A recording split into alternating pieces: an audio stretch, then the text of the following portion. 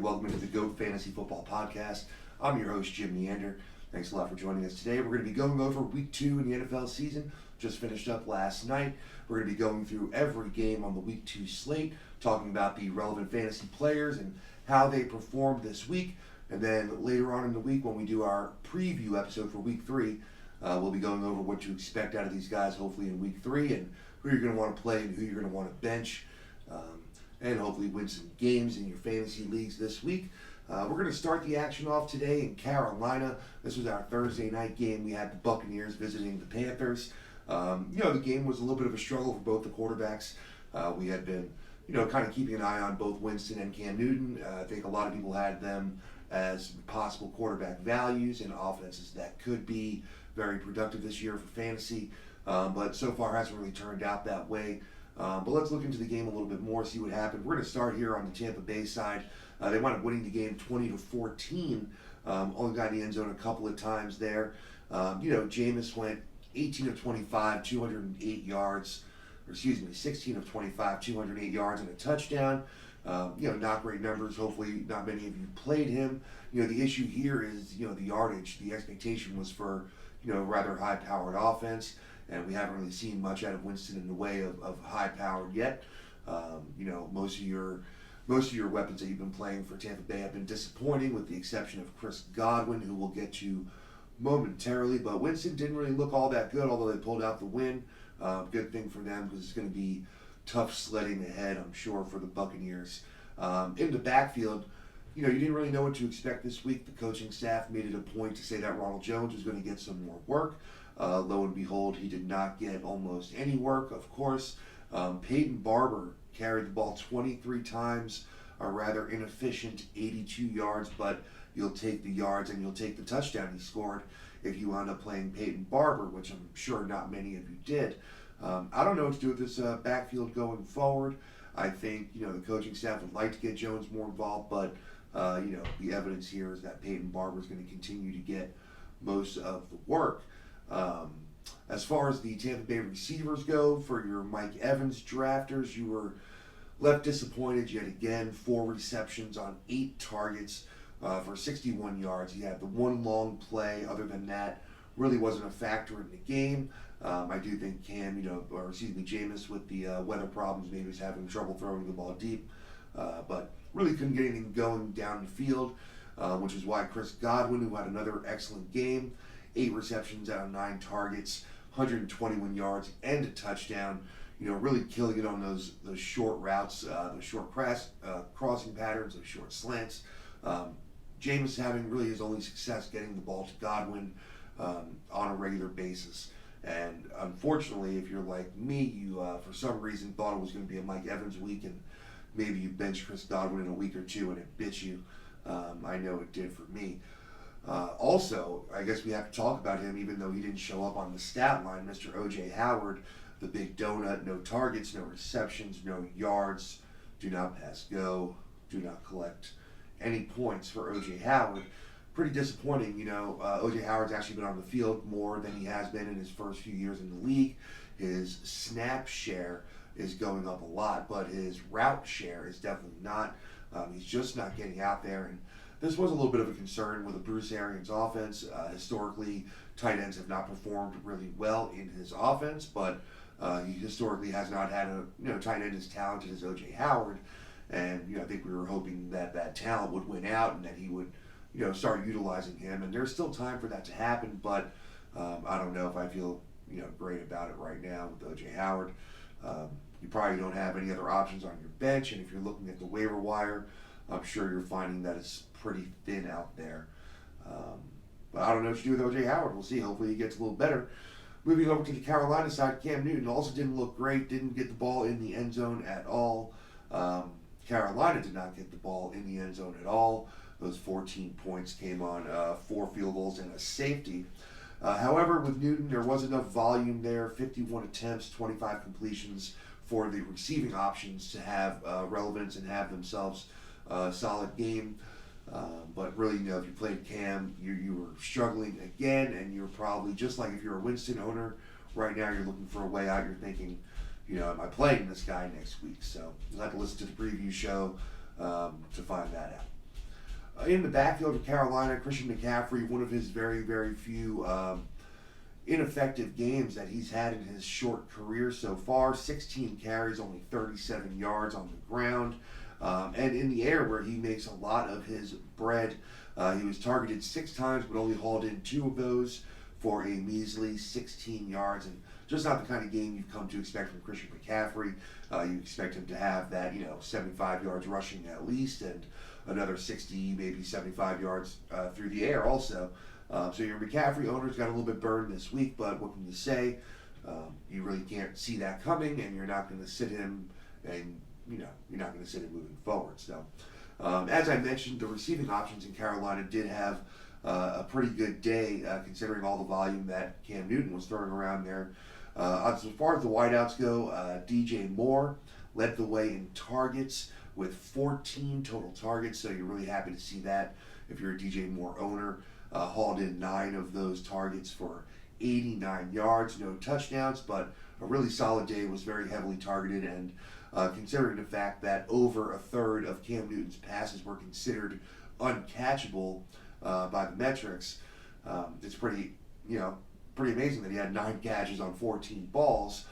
Curtis Samuel, while he wound up having a decent stat line, he was targeted 13 times. Again, there's a lot of reason to be optimistic about that. Unfortunately, he was only able to catch 5 of those balls. Still had 91 yards, so, in a PPR league, which is where he has most of his value, you were pretty happy if you played him in the flex, maybe as a wide receiver 3. He was okay, and 13 targets, bodes well going forward. Those 2 wideouts were the only 2 wideouts that were targeted with any regularity. Jarius Wright had 6 targets, so I think you can feel pretty safe playing Samuel and Moore, assuming that Newton was going to keep throwing the rock around. Greg Olsen had a big day, 9 targets, 6 receptions, 110 yards, made a few big plays through the air, and really looked good. There was a lot of question marks about whether he's going to play, and honestly, I feel like that's basically every week with Greg Olsen. Is he going to play or is he not going to play? But for right now, if he's not rostered and you're having struggles with, an O.J. Howard, or you lost Hunter Henry, one of these guys, and you want to pivot, Greg Olsen should be, still pretty solid for not a great offense. So there you go. Your Panthers and Bucks game was a little bit ugly, but you still got some points out of a few guys that you needed to. Godwin was kind of the MVP of that game, I guess. Let's move on to the Cincinnati Bengals game. They hosted the San Francisco 49ers, and they were really, really gracious hosts in giving up 41 points to the visiting 49ers. Niners won the game 41-17. Cincinnati looked quite awful after a promising week 1. And the story here was that the Niners just ran the ball all over Cincinnati. Garoppolo looked excellent, and the backfield for the Niners just looked powerful and dominant. They're missing their 2 highest paid running backs, Tevin Coleman and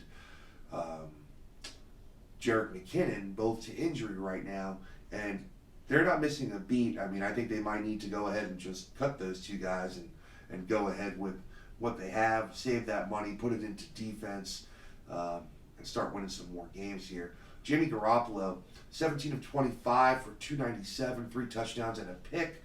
Looked great. I'm sure he wasn't played that much, but definitely still remains a viable streaming option moving forward. But he had an excellent game. Got a lot of his receivers involved there. In the backfield, so Matt Breida, 12 carries, 121 yards. Looked fantastic on the ground, made a bunch of plays, added 1 reception for 11 yards, not too big of a deal. He did have a couple of touchdowns vultured away by Jeff Wilson, but you might be playing Matt Breida right now. I don't know, it all depends on what your roster looks like, but he does seem to be a solid play while Tevin Coleman remains out. Raheem Mostert is also going to be a pretty popular pickup this week. He had 13 carries, turned that into 83 yards, but he also had 4 targets, 3 receptions, 68 yards, and a touchdown. So an extremely productive day for Raheem Mostert. And Jeff Wilson out of the backfield, 10 carries, not great with the yardage, 34 yards, but 2 touchdowns. So we had backfield players for San Francisco scoring touchdowns left and right in this game, and they just look really good. It's hard to pick who to play, but they all have a little bit of value, and moving into the bye weeks, it's going to be, you're going to need to keep an eye on that. And when Tevin Coleman comes back, some of these guys, Jeff Wilson, Raheem Mostert, might lose a little bit of value, but I think Breed is going to be valuable all year long. So, as far as the wideouts go in San Francisco, the rookie Deebo Samuel had his first really big breakout game in the NFL. 7 targets, he hauled in 5 of those for 87 yards and added a touchdown, his first in the NFL. And he looked really good this week. He wasn't the only wide receiver that looked pretty good. Marquise Goodwin, back to form, looked really fast out there. Only had 3 targets, but he did catch all of them for 77 yards. Also added a touchdown, looked really good. The news here was that Dante Pettis is still not a factor, and for all of the off-season believers in Dante Pettis, he did not make an appearance here and did not show up on the stat line. So you got to be worried about that, probably cutting ties with Pettis for now. Lastly, we'll talk about George Kittle, who through 2 games has not had big numbers, and I was a little bit concerned here. He had most of his big games with quarterbacks that were not Jimmy Garoppolo last season, and even though he is a great weapon, it's just hard to predict a quarterback's utilization of the tight end spot, and so far it just hasn't been a whole lot. He only had 3 targets, caught them all for 54 yards, so a decent stat line, especially at the tight end position. He was still a tight end 1, if you can believe it. But, you paid that 3rd round price for him, and you're hoping to get more points out of your 3rd round player than that. You're looking for a positional advantage week in and week out when you draft a tight end that high, and you're not getting it right now. Moving over to Cincinnati after that extremely productive first game there against Seattle, Andy Dalton came out and had another pretty strong game statistically. 26 of 42, 311 yards, a couple of touchdowns, and 1 pick. Looked decent throughout the day, was able to find a few of his receivers pretty consistently, and, unfortunately they were just playing from behind the whole game and really couldn't get, much going. The running game was the beginning of that. Joe Mixon played after looking to be questionable all week long. I wasn't convinced he was going to play. Maybe he shouldn't have. 11 carries, only 17 yards. He did add 3 receptions on 5 targets, but only for 10 yards. So if you played Mixon, we definitely weren't happy, and you got to keep an eye on it. I'd be keeping an eye on him on the injury report all week. Hopefully, if you picked up Giovanni Bernard, you decided not to play him as soon as you saw that Joe Mixon was playing. I did pick up Bernard in a couple of leagues, kind of assuming that Mixon would be out, and then I did not play him as soon as I saw that Mixon was in. And now, if Mixon is not, does not seem to be hurt, then he's going back on the free agent wire. All right. Cincinnati receivers Tyler Boyd continued to have a really fantastic start to the season here. Another 10 targets, caught all 10 of those targets, 122 yards. He did not find the end zone, but he is obviously Andy Dalton's, consistent receiver. He feels very comfortable throwing the ball to him. He's an excellent possession receiver, and I think, even when A.J. Green comes back, Tyler Boyd is safe to play week in and week out, and just expect him to get those PPR points. John Ross came through for you. If you picked him up on the waiver wire last week and chased the points, you did get your points, and you got him at the very end of the game. Through most of the game, he was pretty quiet, and then in garbage time, caught a 60-something yard touchdown, got past the defense, and came through for you. I mean, there you go. With that touchdown, he had another 20-point game, and you were very happy. I don't know if you want to, play him next week or not. But he did have 8 more targets, so even though he only had 4 receptions, he did have 8 targets and could be someone to watch out for. None of the other receivers in Cincinnati made a blip. Tyler Eifert, if you are desperate, he had another 5 targets, 3 receptions, 9 yards. He did, however, get into the end zone on a 1-yard TD catch. And, maybe you aren't thinking, if you're an O.J. Howard owner or a Hunter Henry owner, and it's really thin out there on the free agent wire, who am I looking at? Will Dissly, Tyler Eifert, some of these guys. And Eifert's, I guess, as good as any of those guys, right? So you never know. He's probably going to have a few looks every game. Maybe if they get in the red zone, he gets in the end zone. So keep an eye on that, although I'm not thrilled about playing him. All right. Moving on, let's go to the Motor City. Detroit Lions hosted the Los Angeles Chargers. Both teams didn't really look great here. You had a few good performances for fantasy, even though there wasn't a lot of scoring. You did have a few guys come through with a lot of points. Start with the Chargers here. So Phillip Rivers, pretty quiet game, 293 yards through the air, but no touchdowns and a pick. Can't imagine that many people were playing him, so it didn't affect you that much. In the backfield, Austin Eckler continues to have a great start to the season. He is the number one running back in scoring in PPR leagues through 2 weeks. He had 17 carries, 66 yards, and a touchdown. And then, of course, through the air, he added 6 receptions on 6 targets for 67 yards. He did score once on the ground and could have scored again on the ground, but fumbled on the goal line. So that was a little bit disappointing for Eckler owners. He could have had an even bigger day. But he looks to still be a dominant play while Melvin Gordon is out. And it's going to be an interesting decision when Melvin Gordon comes back in. Since Eckler's playing so good, what do you do there? Of course, Melvin Gordon's going to get some work, but I got to think that you like the way Eckler's playing and you want to keep him going. Justin Jackson, the other backup running back, looked really good today. He had only 7 carries, 59 yards, but he had a very long touchdown run called back for a bad holding penalty, and that's unfortunate for him. But he looks great, and if Eckler didn't look so good, I think Jackson would be getting some more work. He's a bruising, downhill style runner, and had that big play, and I think that he's going to be interesting trade bait for the Chargers in the offseason. I think somebody's going to want him. Not sure his contract situation, but somebody's going to be looking for him. I don't know if they're going to be looking for him as hard as Phillip Rivers is looking for Keenan Allen on a weekly basis. 15 targets this week for Keenan Allen.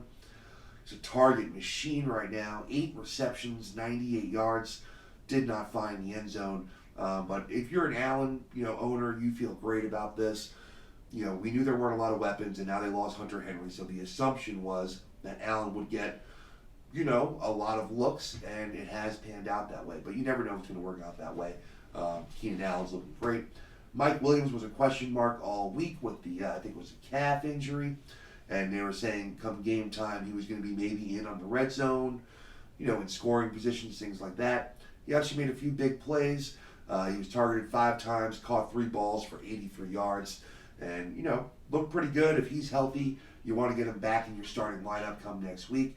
But I'd keep an eye on him. Those injuries are always kind of tricky.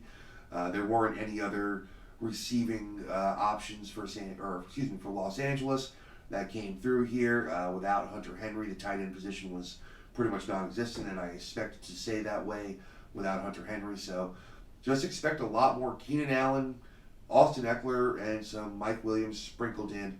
Hopefully their predictability won't be too easy for the other defenses to start shutting them down.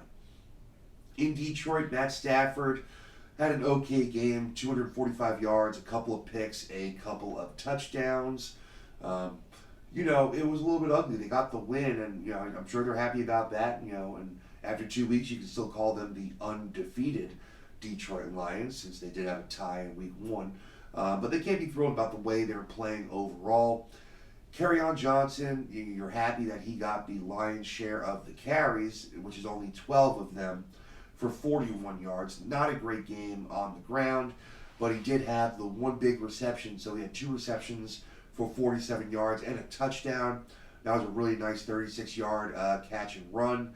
Got the ball in the end zone there, and pretty much was the winning touchdown. Well, actually, I guess that was the first touchdown. The Galladay touchdown would be the winning touchdown. But either way, they only won by 3 points, so both touchdowns were the winning touchdown, I guess. Let's see. Kenny Galladay, if you're going back to the receivers, Kenny Galladay had 10 targets, hauled in 8 of those for 117 yards and a touchdown. Big day for Kenny Galladay. He continues to look really good on these contested balls, on these jump balls and 50-50 balls. He just has a knack for coming away with them, and that's a huge asset in the NFL. You can't always be wide open, and he's got a big body and really long range, and should be able to use it to win those balls, and he does. So big game for him. Big things coming from Kenny Golladay. Marvin Jones had a quiet day. He was targeted 6 times, 5 receptions for 43 yards. Not the kind of game you're used to for Marvin Jones. A little bit more of a big play threat. They did go deep for him in the end zone one time. It was a badly thrown ball that was picked off, and obviously that would have made his day much better. The story here was kind of the T.J. Hawkinson waiver wire pickups. He was obviously a huge waiver wire addition this week. In any leagues that he was available, he pretty much got scooped up after that monstrous record-setting week 1. And then he followed it up with 1 catch on 3 targets for 7 yards. Always be careful of that. You're chasing the points for one big week and it hasn't been proven. That can happen. 1 reception can happen. Jesse James, the other tight end, actually had 3 receptions on 4 targets, also for 18 yards. So it's not that he was playable, but it just shows you that you can't really predict what's going to happen when you really don't have any sample size to go from. Hawkinson has a very bright future ahead of him, but he'll continue to be a dangerous play in his rookie season until he has made himself a must play in that offense. So, hasn't happened yet, and we'll see how long it takes for that to happen. All right, let's go here. Let's move it on to Lambeau Field, Wisconsin. The Green Bay Packers hosted the Minnesota Vikings and played a really strong game. The Green Bay Packers looked really good through 2 games. Their offensive weapons picked it up a notch here in this game, but we're going to start in Minnesota. Kirk Cousins had another tough outing. He didn't have to throw the ball 10 times. He threw the ball 32 times, but only completed 14 passes. 1 touchdown, 2 interceptions, and it was just rough going for Kirk Cousins. You can't start him right now, and he's really hurting your receiving options as well. The one guy he's not hurting so far is Dalvin Cook, who looks absolutely amazing. Dalvin Cook looks fast. He looks decisive in his cuts. He just looks like he is tearing it up. He had 20 carries, 154 yards, and a touchdown. He didn't add much in the air. He had 3 receptions, 37 yards on 3 targets, but huge game for him on the ground. Was making big plays with his legs. Just looked amazing. And if that offensive line can give him some help, and if Kirk Cousins can get a little bit better, he's going to have an absolute monster season. Alexander Madison only had 4 carries behind him, so you're not worried about Cook losing work. He's just getting spelled a little bit here and there. Adam Thielen led the way with 8 targets, 5 receptions, 75 yards, did not get into the end zone. Had a solid game, but in a passing attack that's not looking good, you're a little bit concerned right now. Stephon Diggs, you're very concerned about Stephon Diggs. He had 7 targets, which is okay, but only hauled in 1 of those for that 49-yard touchdown, and 45-yard touchdown. While you're happy you got that touchdown, it saved your day. He got his 10, 11 points. You are concerned right now. There's not good connection between Kirk Cousins and Stephon Diggs, and they got to fix that going forward because he's a big part of that offense. Kyle Rudolph, showed up. 3 receptions on 5 targets for 9 yards. Hard to play him. And moving on to the Packers. Aaron Rodgers had an okay game, 209 yards and 2 touchdowns. Very, very efficient and workmanlike. But if you drafted Rodgers, you haven't gotten one of those Rodgers-like games yet, and you're hoping you get one soon. You'd like to see 330 yards and 3 touchdowns out of the guy. And so would people that own his receivers. Now, Aaron Jones had his breakout game of the year. It's fantastic to see him get the workload that he got. He got 23 carries, turned it into 116 yards with a touchdown. Looked fantastic. Also added 4 receptions on 6 targets for 34 yards. 6 targets is a big number to see for Aaron Jones. I know that Jamal Williams kind of stole that touchdown, that 15-yard pass that he caught, and that could have been Jones, and Jones would have had a monster day, but you're still really happy with Aaron Jones' performance and feel really good moving forward that he's going to be the clear-cut number 1 back, and Jamal Williams is hopefully just a spell, give him a little bit of rest kind of a back there. Davante Adams, the superstar in Green Bay, had 9 targets and turned it into 7 receptions, 106 yards. Didn't find the end zone again, but you're happy with the 9 targets. You're happy that they looked good, connecting this week. And looks good going forward. You're happy with Davante Adams, and you're still playing him. The big thing here was the number 2 wide receiver, which last week appeared that Marquez Valdez-Scantling had it pretty much completely wrapped up. Geronimo Allison didn't really see any targets last week. Then all of a sudden, Geronimo Allison has basically the same amount of targets as Valdez-Scantling, MVS. Allison had 5 targets, MVS has 6 targets. Allison had 4 receptions for 25 yards and had one of the touchdown catches. So Geronimo Allison back in that conversation for who's the number 2 in Green Bay. I still think it's Marquez Valdez-Scantling. If I had to play one, it would be MVS. But for me right now, MVS is just a bench stash, and Geronimo Allison should still be on waivers. If you played Jimmy Graham because he did well the week before, well, you got burned there, and that happens with Jimmy Graham. He's not the Jimmy Graham he used to be, and if you're still chasing that Jimmy Graham, then that is going to burn you more weeks than not. All right, let's keep this going fast. No reason to stick on some of these games for too long here. We're going to go to Tennessee, where the Indianapolis Colts were able to pull off the road win, 19-17 in Tennessee. Jacoby Brissett for Indianapolis was able to throw 3 touchdowns.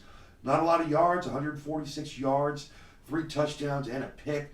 But, he's looking pretty good. I know it's hard to be, feeling great about him because, when Andrew Luck left, you just, had that feeling like, oh, goodness. I mean, what are they going to do now?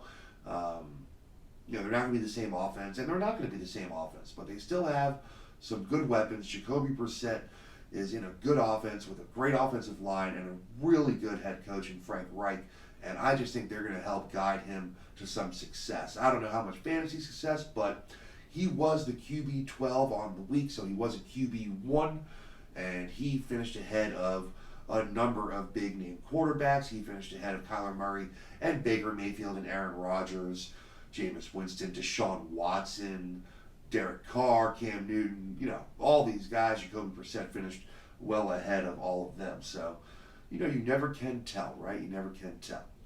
Into the backfield, it was a pretty bad day in the backfield for Indianapolis. Marlon Mack got plenty of touches, 20 carries for 51 yards. That's pretty ugly.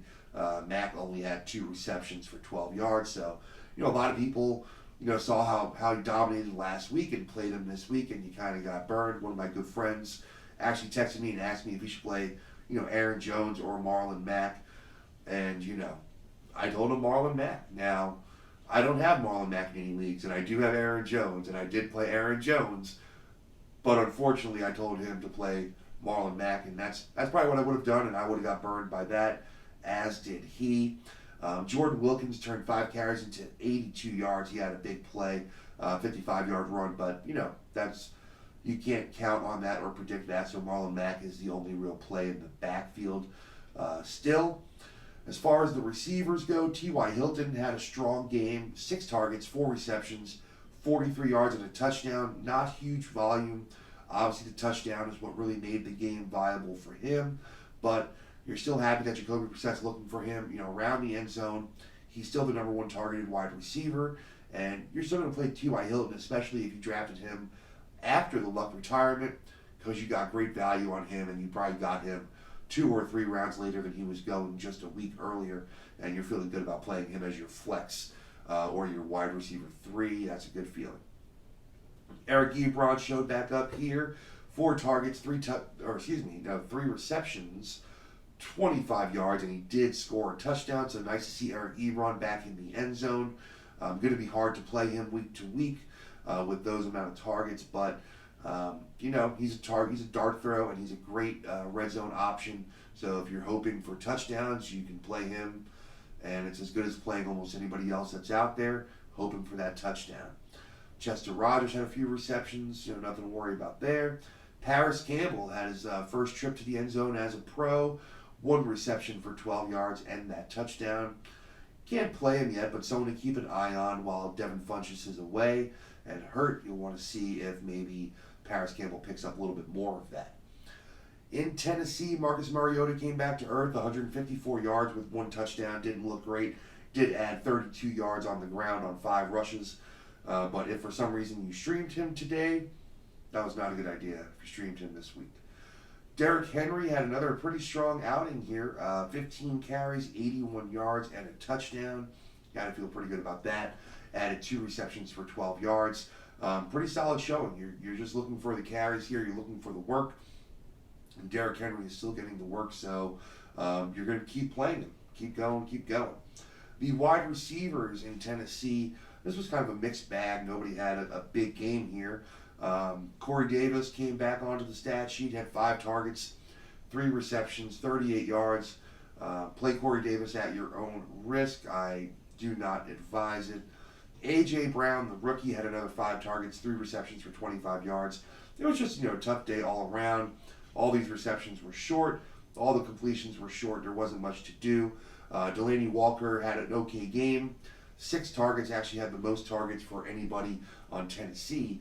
4 receptions, 39 yards. Just outside tight end 1 range, even though it was kind of a cruddy week. And, what can you say? Delaney Walker continues to be a very, very playable option.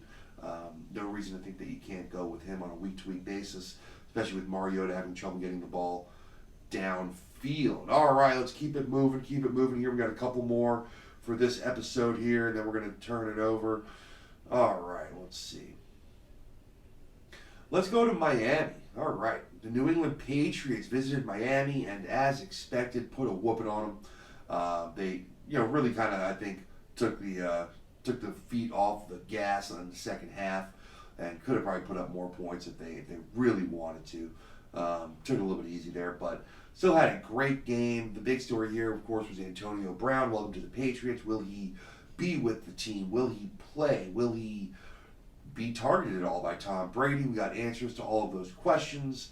They were all yes, and yes, he looked fantastic. He looked fast, and he looked dangerous as an option for Tom Brady, I got to tell you, especially compared to that other guy on the other side. Josh Gordon looked awfully kind of slow and just not excited to be on the field when you compared him to the way Antonio Brown looked. But let's start with Mr. Tom Terrific, Tom Brady, 264 yards, 2 touchdowns, solid game. You're happy with that. I think, people played him this week. They maybe had it in their head he was going to have 4 or 5 touchdowns, which always was a possibility, but it's not really what the Patriots are doing right now. They want to run the ball a little bit. They played great defense, got a couple of scores, so it didn't work out that way. But if you started Tom Brady, you were very happy, and with all these weapons, you're happy moving forward. Going into the backfield, Sony Michel had a much better week 2 than week 1. He had 21 carries this week, 85 yards. He did get the ball into the end zone there. He was not used out of the backfield, which is always a little concern with Sony Michel, because they got Burkhead, they got James White, but at least he got a lot of work out of the backfield. The 21 carries is great. The yardage is good. The touchdown was good. Hopefully he's not your RB1, but if he's your RB2 or your flex, I think you're still feeling pretty good. Burkhead had 5 carries. James White had 3 carries. Michel was the go-to guy in the backfield, so that's good. Keep firing him up. James White is the guy I'm worried about. I've got him in a couple of leagues, and I've yet to start him this week, or I've yet to start him this season. He did have that touchdown late in the game, but I just think with all these wideouts, and here's the thing with James White, all offseason, I was kind of bullish on what a great value he was and how underdrafted he was. But that was before Josh Gordon wasn't getting suspended, and that was before they got Antonio Brown.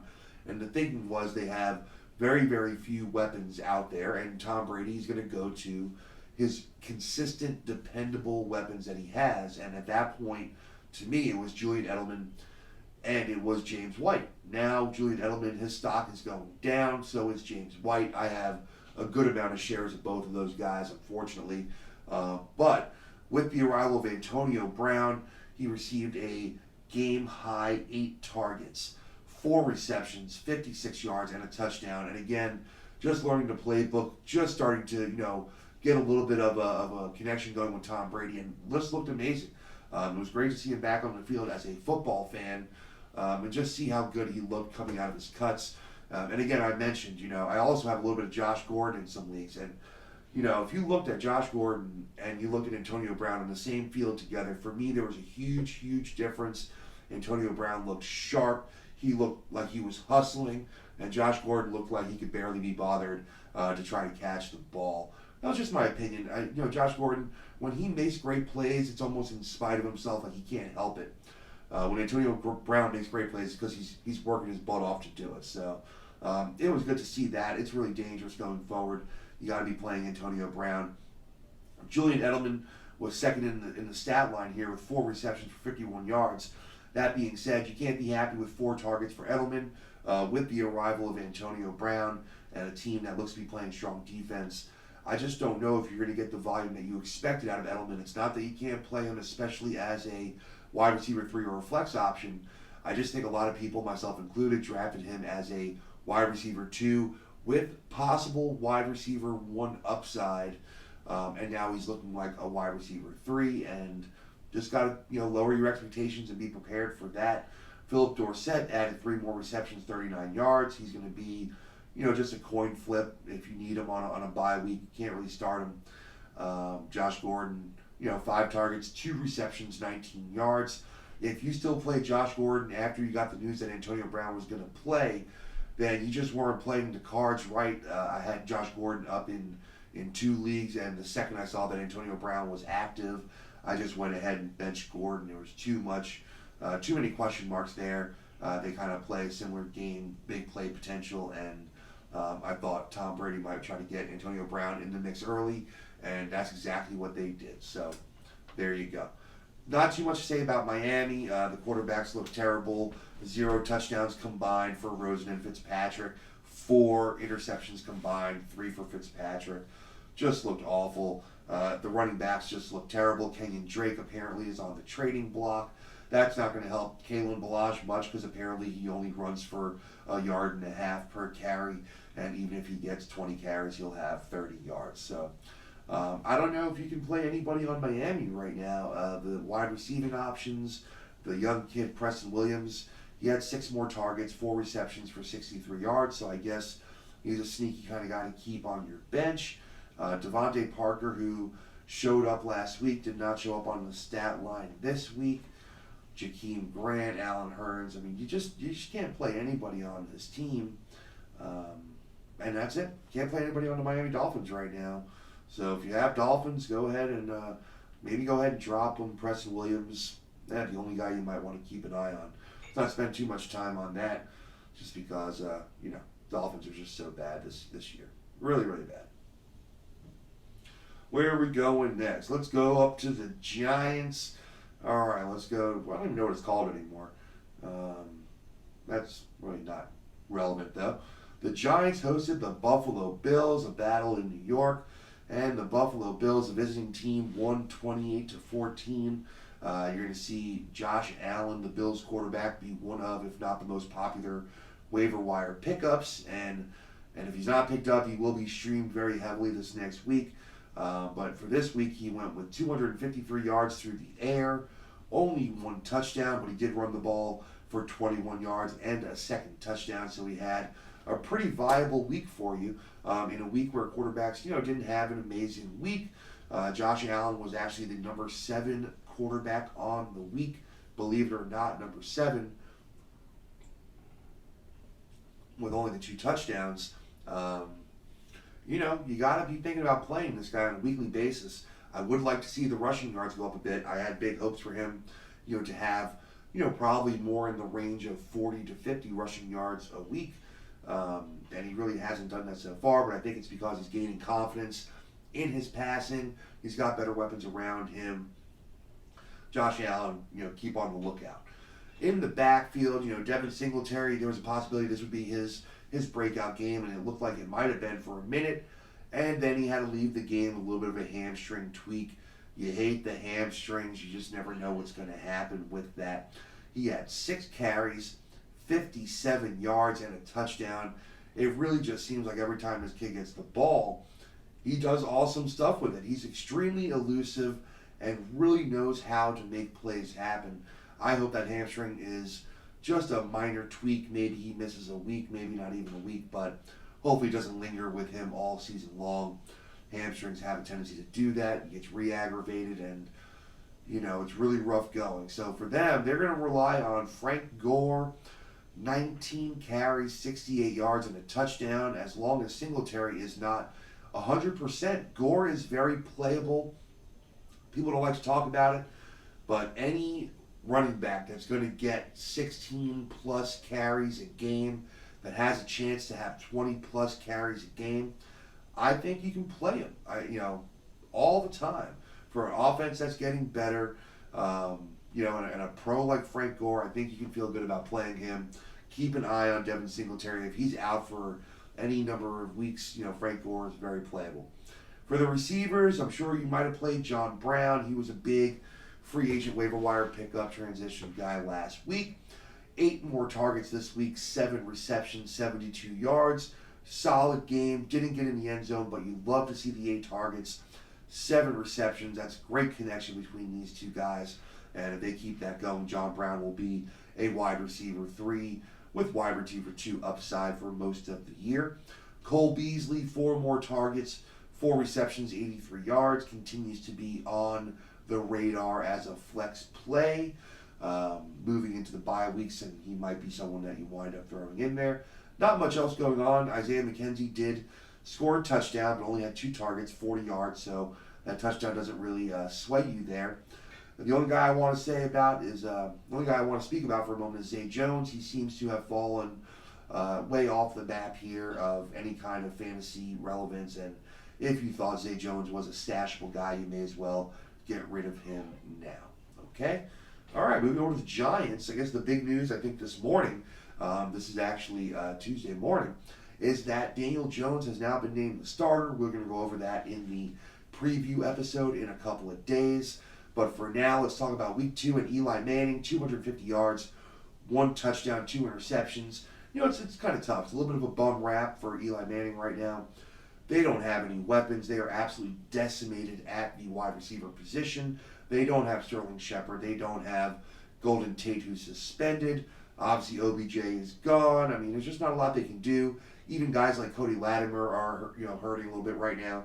And, what are you going to do if you're Eli Manning? There's just not a lot of options. So, he didn't have a very good game, not unexpectedly. Saquon Barkley still, even though, they kind of know what the game plan is going to be, still managed to make some really great plays happen. 18 carries, 107 yards, and a touchdown. Came out of the gates really, really strong. Had a bunch of yards early in the game. He added, 3 receptions for 28 yards on 7 targets. So usually a better efficiency rate for Saquon as far as his receptions. A few more yards, 2 or 3 more catches, some more yards. Really would have capped off his game.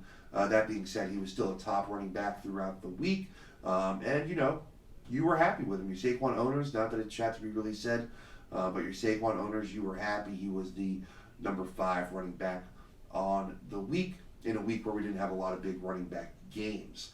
Let's talk about the Giants receivers just for a quick moment. Benny Fowler led the way with 10 targets, 5 receptions, 51 yards.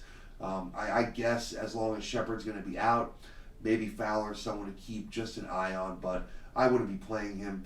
Evan Ingram did wind up with 8 targets, 6 receptions, 48 yards. A little bit of a disappointing day, even though, those 10.8 points was fine for a tight end for the week.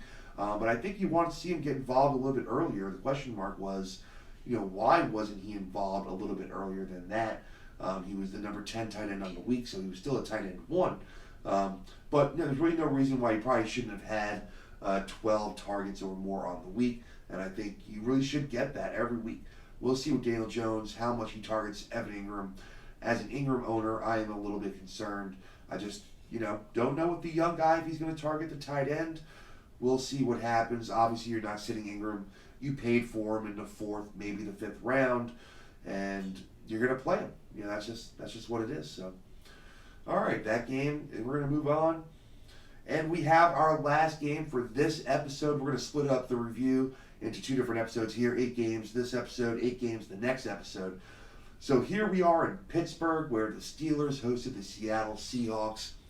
Huge news in this game. Ben Roethlisberger gets knocked out early and for the season-ending elbow injury and elbow surgery coming up for Ben Roethlisberger. But we are going to start with the Seattle Seahawks here. Russell Wilson had a great game on the road, 29 of 35 passing. So really amazing completion percentage for 300 yards and 3 touchdowns through the air. Just looked fantastic. I mean, Russell Wilson is just such a great quarterback. I would love to see him on a team with no defense and no running game that just wanted to run 4 wide receivers wide and see what he could do. I think he's one of the best decision makers in the game, and just has a knack for picking the right receiver, running the right route. I'm really just such a huge fan of Russell Wilson, and just because his team, wants to play defense and run the ball, I wasn't big on Russell Wilson as a fantasy option this year. I still think that's going to prove to be true. I think that they're going to run the ball a lot, and he's not going to have a ton of completions and a ton of attempts. But when you're that good, last year he had 35 touchdowns on for him, some of his lowest attempts for a season in his career, still turned into 35 touchdowns. So he's just amazing. In the backfield here, Chris Carson had a little bit of a rough day. 15 carries for 60 yards. He did lose the fumble, and it was just tough for him. It was pretty much 2 fumbles for Carson, honestly. But you're glad to see that he got the work. You're glad to see that he got 3 targets, 3 catches for 27 yards out of the backfield. Rashad Penny did steal a little work. 10 carries, 62 yards, and he got the long touchdown run. Looked good on that touchdown run. I'm still not too worried about it. I still think it's a 70-30 split with Carson and Penny. And your Carson owners, you're fine playing him every week. And I don't know if I'd be ready to play Penny as a flex just yet. I'd still have him as a bench stash at best. The receivers here, let's see. Tyler Lockett saw 12 targets. Expect him to have a big workload here, obviously, as the number 1 wide receiver. 10 receptions, 79 yards, so not a bunch of big plays here, but did get the ball quite a lot and still had a great game for you if you have him in your PPR formats. DK Metcalf had the kind of game you're thinking that he's going to have throughout the season. Only 7 targets, but 3 receptions, 61 yards, and added a touchdown. You're happy to see that touchdown. Metcalf seems to be locked in as the number 2 wide receiver in Seattle. And for me, Russell Wilson's number 2 wide receiver definitely has fantasy value. I think Metcalf can be flexed or as a wide receiver 3 moving forward. Malik Turner added 3 catches, 54 yards, a name to keep an eye on maybe. And Will Dissly, tight end Will Dissly, 5 targets, caught all 5 targets, 50 yards. I'm getting old and I can't read anymore. 50 yards, 2 touchdowns for Will Dissly. We'll see if this is just an aberration or a trend. I like that Russell Wilson has someone to throw the ball to in my leagues where I have tight end troubles. I am thinking about playing Will Dissly next week. 5 targets. It's not like he had 2 targets and happened to score 2 touchdowns, right? That's a little bit different. 5 targets, means you're involved, means you're in there as a tight end. 5 targets was actually the 3rd most targets on the team, and to me that means you're a part of the playbook.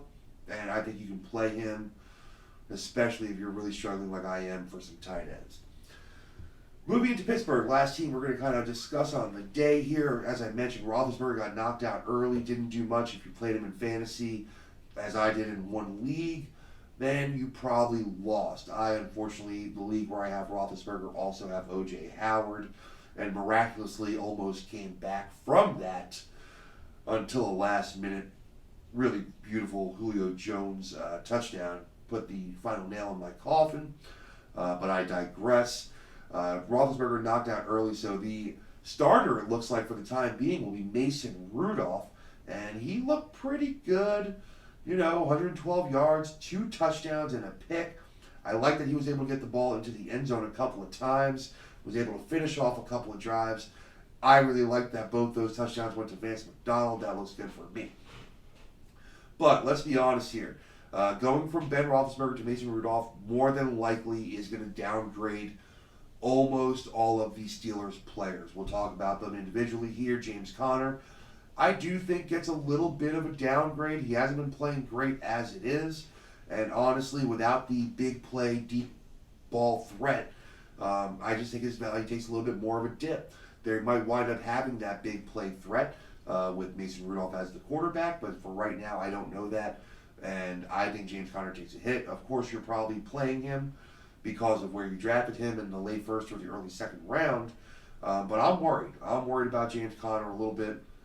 A little bit of an injury bug now with this. I'm starting to get worried. I don't have him anywhere, so I just mean for you fantasy owners that have James Conner. On the outside here, Juju Smith-Schuster had a decent game. 8 targets, 5 receptions, 84 yards. again, I think Juju certainly takes a hit here. If you're expecting him to be a locked-in wide receiver one, I don't think that's a fair expectation anymore. I think that you're hoping that he can stay in the wide receiver two conversation, and more likely will be a wide receiver three or a flex kind of a guy for right now until I see a little bit more out of him. I think a lot of people feel like James Washington is the guy to look for as far as the bump up possibly here.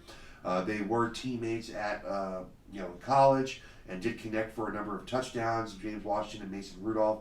And it's possible that they just have a great connection. They connected 2 times in the preseason for touchdowns, and we'll have to keep an eye out. Dante Moncrief has had his chance to be the number 2 receiver. He did not get it done, and now I think with this connection between Rudolph and Washington, I think that's going to spell the end for Mr. Moncrief as number 2. I also think Vance McDonald, gets a little bump up here possibly. Young quarterback, likes to see a big target out there that's in the middle of the field that can find the soft spots in the defense. Vance had 7 receptions on 7 targets, only 38 yards, but the 2 touchdowns, both of those touchdowns obviously from Mason Rudolph. And I was getting worried about McDonald with Roethlisberger, honestly. I've got a couple of shares of McDonald, and I was hoping that without Antonio Brown and all the vacated targets, that you'd start seeing McDonald getting involved early in the game plan. And it didn't happen in week 1. He caught a pass early in week 2 and then disappeared until Mason Rudolph came in. So I'm actually a little more optimistic for Vance McDonald in the leagues where I have him. I am feeling a little bit better about it. So, all right, we're going to stop there. That's half the games out of week 2. Tune in for our next episode, which will be available later tomorrow. And we're going to go over the rest of the slate from week 2, review those games, talk about which players performed and which players didn't. And then we're going to move into our preview weeks for week 3. After we get done with our reviews of week 2, we're going to get our episodes going for the rest of the week. And you can look forward to those on Thursday and Friday. And hopefully we'll have those up. So feel free to look for our YouTube videos at the GOAT Fantasy Football Podcast channel. Again, my name is Jim Neander. You can find me on Twitter at Jim Neander, or you can tweet the show at the GOAT FF Podcast. Again, that's at the GOAT FF Podcast. So thanks a lot, everybody, for joining me. I hope you had a good time, and we'll see you on the next episode, finishing up week 2. And until then, have a great one. All right, take care.